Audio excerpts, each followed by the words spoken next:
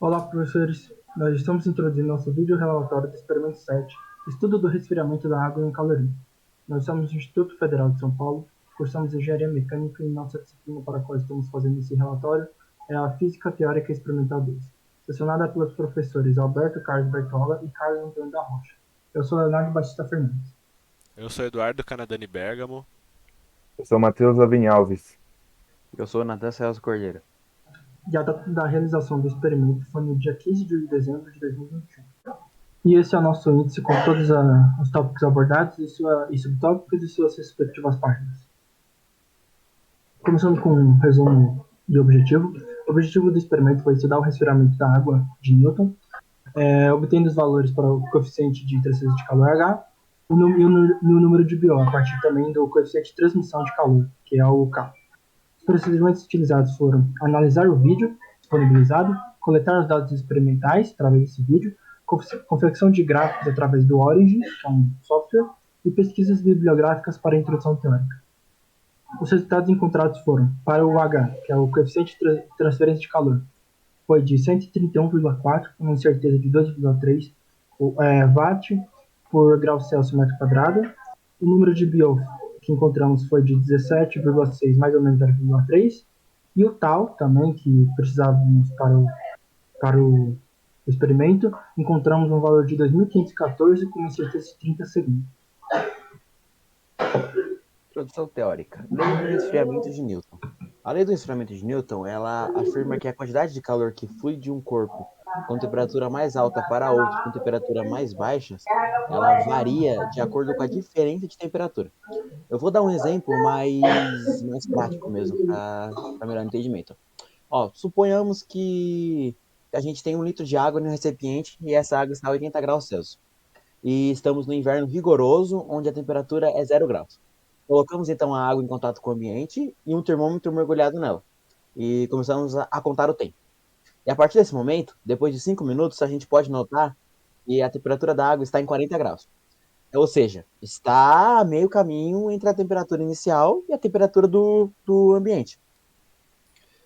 E assim, com o tempo vai passando, passa outros 5 minutos. A gente vai notar que a temperatura ela vai ter metade de graus. E assim sucessivamente, até chegar à temperatura zero. Temperatura. A temperatura, ela trata-se de uma grandeza física que está associada à agitação das moléculas. Quanto maior a agitação da molécula, mais quente será o corpo. Consequentemente, será muito maior a sua energia cinética. No Sistema Internacional de Unidades, o SI, a temperatura ela pode ser medida em Kelvin, Fahrenheit e Celsius. Regras da aplicação da lei de resfriamento de Newton. Tudo que a gente viu sobre a lei é completamente equivalente para a expressão que o coeficiente de transferência de calor, que intermedia entre a perda de calor e a diferença de temperatura, é uma constante. Geralmente, essa condição ela é verdadeira somente para as conduções. Ela é completamente verdadeira. Que isso é garantido pela lei de Fourier, que ela estabelece que o fluxo de calor através de um material é proporcional à temperatura. Mas, às vezes é verdadeiro também a condição de transferência de calor por convecção, onde uma série de processos físicos eles tornam o coeficiente de transferência de calor eficaz quando for dependente de alguma diferença de temperatura. E para finalizar alguma dessas regras, é, a transferência de calor por radiação térmica, ela não se aplica à lei de resfriamento de Newton. E essa imagem abaixo, ela representa os 3 tipos de formas de transferência de calor, por condução, convecção e radiação, respectivamente. E do lado direito, a gente tem a fórmula da lei do resfriamento. Pode passar. Então, agora eu vou falar sobre as equações utilizadas. Então, à esquerda tem as equações que a gente utilizou para os cálculos desse relatório. À direita tem cada grandeza e o que ela significa e sua unidade no sistema internacional. Então, por exemplo, a primeira equação é do ajuste do origin, tem a segunda equação que é do calor da capacidade térmica, a equação do tal, da constante térmica e das incertezas. Pode passar. Materiais utilizados. Para A análise dos dados, a gente utilizou uma balança digital, que com uma incerteza de 0,3 gramas, representado pela figura 3, um termômetro digital com uma certeza de 0,03%, mais 0,2 graus, representado pela figura 4, um calorímetro de massa com a massa de 320,6, com uma certeza de mais ou menos 0,3 gramas, que foi pesado na balança da figura 3, e o software Origin, representado pela figura 6. Pode passar. Bom, o experimento feito por nós pode ser descrito por meio através de um fluxograma, em que começamos primeiro coletando a massa do calorímetro, como visto anteriormente. Medimos a temperatura ambiente, isso com certeza. Essa medida da temperatura foi feita com vários termômetros e fizemos a média dessas leituras e o seu desvio padrão como incerteza. Medir a temperatura inicial da água quente, depois disso transferir a água para o calorímetro e medir sua massa. Com isso, para isso conseguimos a massa da água, que é o que realmente importa para nós. Depois do início do vídeo, coletar os dados da temperatura e do valor de tempo decorrido.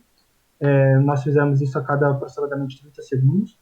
E depois, com esses valores da temperatura e do tempo decorrido, plotamos um gráfico temperatura versus tempo no Origin. Realizamos um ajuste exponencial com a equação 2 para obter o tal. Depois de obter o tal e sua incerteza também pelo Origin, nós calculamos o H e sua incerteza através das equações 4 e 6, respectivamente. Depois disso, pegamos o valor do K teórico na internet para encontrar o número de Biot e sua incerteza pelas equações 5 e 7. Depois disso, fizemos a conclusão do experimento, encontramos possíveis fontes de erro e sugestão, e agora estamos realizando o vídeo relatório. Bom, no procedimento experimental, nós temos o arranjo, que mostra nos 3 passos seguintes que estão no slide, qual foi o processo realizado em ordem. Nós temos o primeiro passo, que foi a coleta dos dados experimentais, que são as massas do calorímetro vazio, e o valor de temperatura, da temperatura ambiente. Nós temos o segundo passo, que foi coletar a temperatura de início da água quente, antes de colocar ela no calorímetro, em seguida colocar ela no calorímetro, transferir ela para dentro do calorímetro e registrar a massa agora do calorímetro cheio de água, com a água quente, para que nós pudéssemos saber qual que é o valor da massa somente da água. O terceiro passo foi analisar o resfriamento da água definitivamente ao longo do tempo e registrar os valores das temperaturas a aproximadamente 30 segundos de intervalo entre um valor e outro, para que nós pudéssemos ter a quantidade maior de valores possíveis e, consequentemente, termos mais precisão. Nós temos na figura 7 um esquema do calorímetro, onde esse recipiente embaixo é o próprio calorímetro e em cima nós temos o termômetro que foi utilizado para fazer as aferições de temperaturas. Bom, agora falando um pouco sobre os resultados. No slide temos a tabela 1, né, em que essa tabela 1 foi dividida em 3 partes. E essa tabela 1 temos os valores da temperatura e do tempo em que foi registrada cada temperatura. Conseguimos em torno de 40 dados e também com a sua barra de erro para o gráfico. Esses foram os dados necessários para a confecção desse gráfico, né, que é a temperatura versus tempo. Bom, então como mencionado, foi plotado o gráfico da temperatura por tempo. Esse é o gráfico da figura 8. Então, a partir de um ajuste, nós extraímos desse gráfico o tal, que é o tempo específico.